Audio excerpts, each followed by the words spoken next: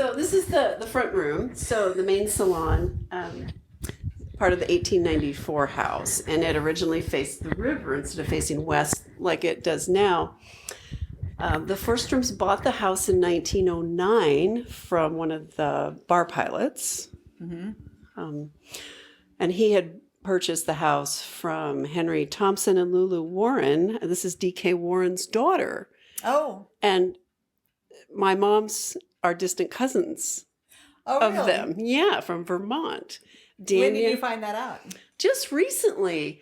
I thought, oh, DK, Daniel Knight Warren. Okay. And that's like, okay, we have Knights in our family. And then I went through and looked at their genealogy, and sure enough, they're from Marlborough, Vermont. They live next door to our family, and they intermarried. Oh my. How fun is that? So I'm living in a cousin's house. Providential. It was. It's kind of weird. So Forsstrom remodeled this house, and we don't know exactly when. We think it was around 1915, and it's really unclear what he did to the house, to the main floor. We know that all this mahogany came from ship captains that he knew. He provided medical care to ship captains because he spoke 5 languages and was really well liked in the maritime community. So this is new. And this was a double parlor originally, and it had different moldings on it. I do have one picture of the interior of this room, and it was very different in 1914. So what have you done in here? Did you put the new moldings and things, or that was No, I have remodeled? done basically nothing to this room except do a little plaster repair in the music room, and redecorate. I am working. I haven't got to this room yet. I will. No judgment here. And you have this gorgeous view. The view is lovely. Originally this faced east and had no view at all. So this is fabulous. So I think it was a long, narrow sleeping porch at one time. Oh, okay. Yeah, it's cold in here. Yeah, but yeah. But it's a long, narrow room. And this green is the original color of the woodwork. Okay. That's not a bad green. No, it's not bad at all. It's kind of a pale. I'm going to leave it. Yeah. Yeah. I think I would choose this for my writing. This would be my writing station right here in front of that view and the whole. It's the view's drop dead gorgeous. Yep. Yeah. Yeah. And the sconces, that's kind of fun. Yeah, I have 20 of the original sconces. They're in various configurations, singles and doubles, and it's really unusual to have 20 of one particular kind of light fixture through the house, but it does provide some... Yeah, but so but they're electric. They're electric. Yeah, they were originally electric? Right. Yeah, okay. And of course, they're in a colonial revival pattern in a Victorian house with a craftsman top on it. We have just a whole mix of things going on here. Well, that's the fun. And then this is the dining room. This is probably the most Victorian room in the house. A previous owner, very eclectic, well-known person in town, had the house for 20 years between about 1980 and 2000. Her name was Polly Palumbo. And she was involved in the Shanghai people. Oh, yeah, yeah. Yeah, okay. Astoria Opry Company. And I painted over and removed a lot of the wallpaper she put up. It was 1980s. I didn't really care for it aesthetically, so I've done this instead. Was it a little pink and mauve and blues? Baby blues? It was a 1980s interpretation of late Victorian florals, and it was done in all the wrong colors. And she even papered the ceiling. It's gone. Except the geometric border, which I left. So that's the last of the Polly Palumbo wallpaper. Okay. That's kind of, cool. The water closet. We just finished this recently, last fall. This is anaglypta. It's an embossed wallpaper from England made out of cotton pulp, and I use it extensively in my work in old homes. Covers up a whole lot of problems, and this room is drywall, and I really don't like drywall, so it covers up some drywall, which is good. This is original. This is the only part of the 1894 house and molding that still exists. Really? Unfortunately, the kitchen was remodeled in about 2002. Up until then, it was the original kitchen.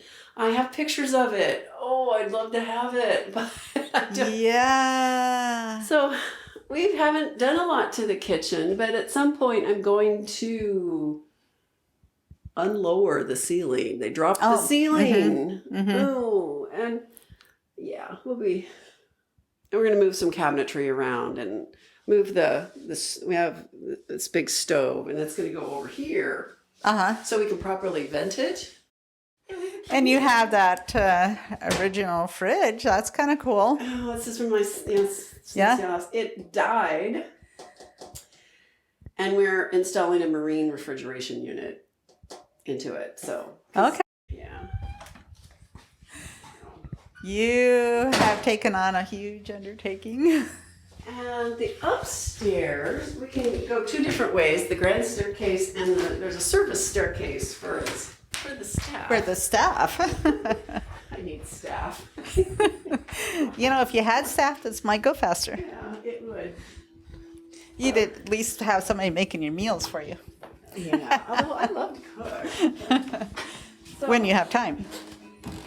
So Forsstrom did this, and we have some extra pieces of this actually. Oh, that's beautiful. In the garage. Beautiful railing. Oh, and Pete's got his telescope stuff up here.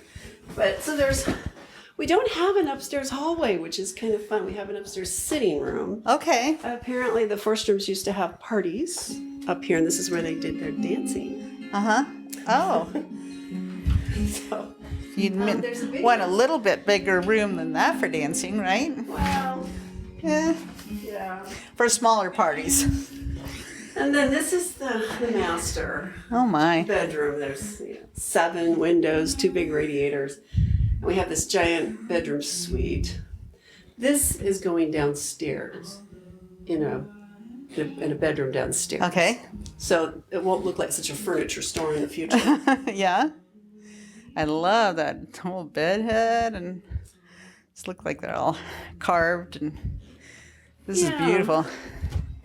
I bought it from a guy in near Woodinville, and it was a family heirloom piece. His parents bought it in the 50s, and all the pieces were in different rooms of the house, and he wanted to sell it to me because I would have all the pieces in one room for the first time ever. Oh, yeah. And the nice phone on the wall. I like that. It goes to the kitchen for calling.